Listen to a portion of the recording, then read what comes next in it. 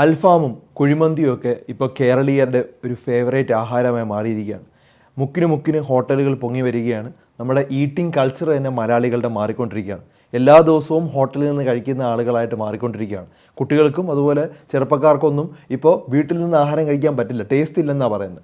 എല്ലാ ആളുകളും ഇത്തരത്തിൽ ഹോട്ടലുകളെ ആശ്രയിച്ചുകൊണ്ടിരിക്കുകയാണ്. നമ്മുടെ കൾച്ചറേ മാറിക്കൊണ്ടിരിക്കുകയാണ്. അതുതന്നെ വലിയൊരു ആരോഗ്യ പ്രശ്നമാണ്. ഇപ്പോൾ സോഷ്യൽ മീഡിയയിൽ പ്രചരിക്കുന്ന ഒരു വീഡിയോ ആണ്.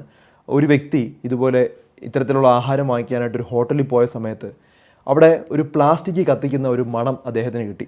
അപ്പോൾ അദ്ദേഹം ഒന്ന് അന്വേഷിച്ച സമയത്ത് അവിടെ ഈ കനൽ കത്തിക്കാനായിട്ട് അല്ലെങ്കിൽ കനൽ ചൂടാകാനായിട്ട് പ്ലാസ്റ്റിക് കത്തിച്ച് വെച്ചേക്കാണ്.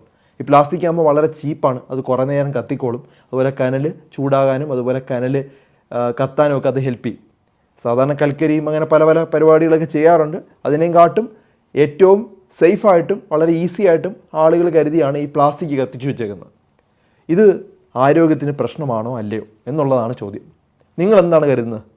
ആരോഗ്യത്തിന് പ്രശ്നമാണോ അതോ അല്ലയോ? ഇത് വളരെ ഡേഞ്ചറസ് ആയിട്ടുള്ളൊരു പ്രവർത്തനമാണ്. പ്ലാസ്റ്റിക് കത്തിച്ച് കഴിഞ്ഞാൽ പ്ലാസ്റ്റിക്കിൽ നിന്ന് വരുന്ന ഡയോക്സിൻ അതുപോലെ ഫ്യൂറൈൻ, ഹൈഡ്രോ കാർബൺസ് പോലുള്ള സാധനങ്ങൾ നമ്മൾ ശ്വസിച്ച് കഴിഞ്ഞാൽ തന്നെ റെസ്പിറേറ്ററി ഇഷ്യൂസ് ഉണ്ടാവും. അതായത് നമ്മുടെ ലങ്ങിന് പ്രോബ്ലംസ് ഉണ്ടാവും. ശ്വാസകോശത്തിൽ പലതരത്തിലുള്ള അസുഖങ്ങളുണ്ടാകും, ബ്രോങ്കൈറ്റിസ്. അതുപോലെ തന്നെ ഇത് അമിതമായി ശ്വസിച്ചാൽ ക്യാൻസർ വരെ ഉണ്ടാവും, അതായത് ലങ് ക്യാൻസർ ഉണ്ടാവും. ഇതൊരു എൻഡോക്രൈൻ ഡിസ്റപ്റ്ററാണ്. അതായത് എൻഡോക്രൈൻ എന്ന് പറഞ്ഞാൽ നമ്മുടെ ബോഡിയിലെ ഹോർമോണുകളും അതുപോലെ തൈറോയ്ഡ് ഗ്രന്ഥിയൊക്കെ കൺട്രോൾ ചെയ്യുന്ന സാധനമാണ്. അതിനെ കംപ്ലീറ്റ് ആയിട്ട് ഡിസ്റപ്റ്റ് ചെയ്യും ഈ പ്ലാസ്റ്റിക് നമ്മൾ കത്തിക്കുന്നത് ശ്വസിച്ച് കഴിഞ്ഞാൽ. കഴിക്കുന്നത് പോട്ടെ, ശ്വസിച്ച് കഴിഞ്ഞാലുള്ള കാര്യമാണ് പറയുന്നത്.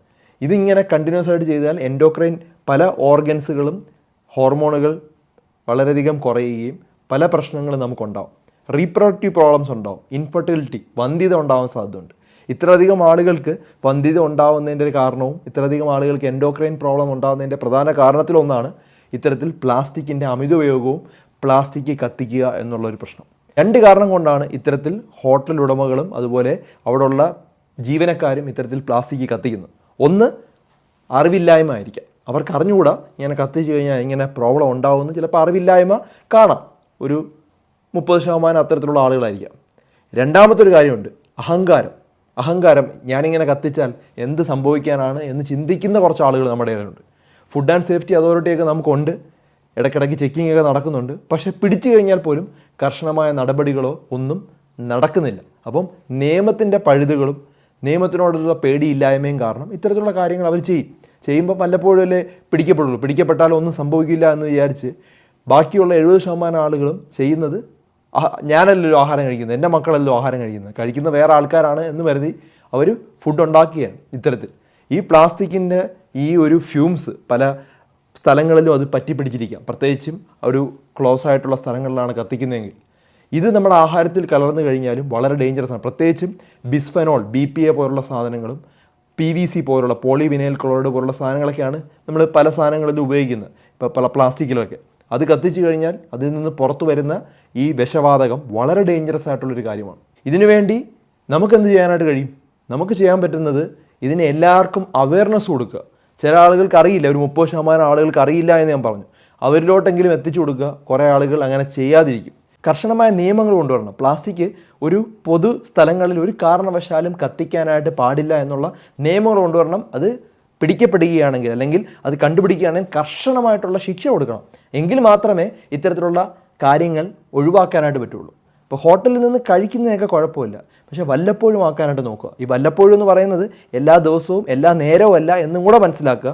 വല്ലപ്പോഴും, അത് ആഴ്ചയിൽ ഒരിക്കൽ അല്ലെങ്കിൽ 2 ആഴ്ച ഒരിക്കലൊക്കെ കഴിക്കുന്നതായിരിക്കും നല്ലത്. ഇപ്പോൾ എല്ലാ ദിവസവും ഇത്തരത്തിലുള്ള ഹോട്ടലുകളിൽ ആശ്രയിച്ച് കഴിഞ്ഞാൽ ഹോട്ടലുകളിൽ അവരുടെ ലാഭത്തിന് വേണ്ടി അവർ ഓരോരോ കാര്യങ്ങൾ ചെയ്യും. അവർ അവിടെ ഉപയോഗിക്കുന്ന എണ്ണകൾ ചിലപ്പോൾ ഞാൻ നേരത്തെ പറഞ്ഞതുപോലെ റിഫൈൻഡ് ആയിട്ടുള്ള ഓയിലും ഏറ്റവും ചീപ്പ് ക്വാളിറ്റി ആയിട്ടുള്ള ഓയിലാകാൻ സാധ്യതയുണ്ട്. എണ്ണ റീയൂസ് ചെയ്യാൻ സാധ്യതയുണ്ട്. അതായത് ഒരു എണ്ണ എടുത്ത് ചൂടാക്കി എന്തെങ്കിലും ഉണ്ടാക്കിയതിന് ശേഷം അതേ എണ്ണ വെച്ച് വേറൊരു സാധനം ഉണ്ടാക്കാം. കാരണം അവർക്ക് ലാഭമാണ് വേണ്ടത്. അപ്പോൾ നമ്മുടെ ആരോഗ്യത്തിന് അവർ പ്രാധാന്യം കൊടുക്കാറില്ല. അതുപോലെ തന്നെ അതിൻ്റെ അകത്ത് ചേർക്കുന്ന ചില കാര്യങ്ങൾ, ആഹാരത്തിന് ടേസ്റ്റിന് വേണ്ടി ചേർക്കുന്ന കാര്യങ്ങൾ, അതുകൊണ്ടാണ് നമ്മൾ വീട്ടിലുള്ള ആഹാരം ഇഷ്ടപ്പെടാതെ നമ്മൾ ഹോട്ടലുകളിൽ ആശ്രയിക്കുന്നത്. കാരണം അവിടെയുള്ള ആഹാരത്തിന് സ്വാദുണ്ട്. ഈ ഒരു കാര്യം മനസ്സിലാക്കുക. വല്ലപ്പോഴൊക്കെ നമ്മുടെ ശരീരത്തിനെ ചൂഷണം ചെയ്തോളൂ, കുഴപ്പമില്ല. പക്ഷേ എന്നും ടോർച്ചർ ചെയ്താൽ ഒന്ന് ആലോചിച്ച് നോക്കിയേ, നമ്മുടെ ശരീരത്തിന് ഓരോരോ പ്രോബ്ലംസ് ഉണ്ടാവും. ഇത് വളരെ പ്രധാനപ്പെട്ട ഒരു കാര്യമാണ്. കാരണം നമ്മുടെ ഈറ്റിംഗ് കൾച്ചർ കേരളത്തിൽ മാറിക്കൊണ്ടേയിരിക്കുകയാണ്. അത്രമാത്രം ഹോട്ടലുകൾ വരികയാണ്. വന്നോട്ടെ, അതൊക്കെ നല്ലതാണ്. ഒത്തിരി ആളുകൾക്ക് ജോലി കിട്ടുന്നുണ്ട്, ഒത്തിരി ആളുകൾക്ക് നല്ലതാണ്.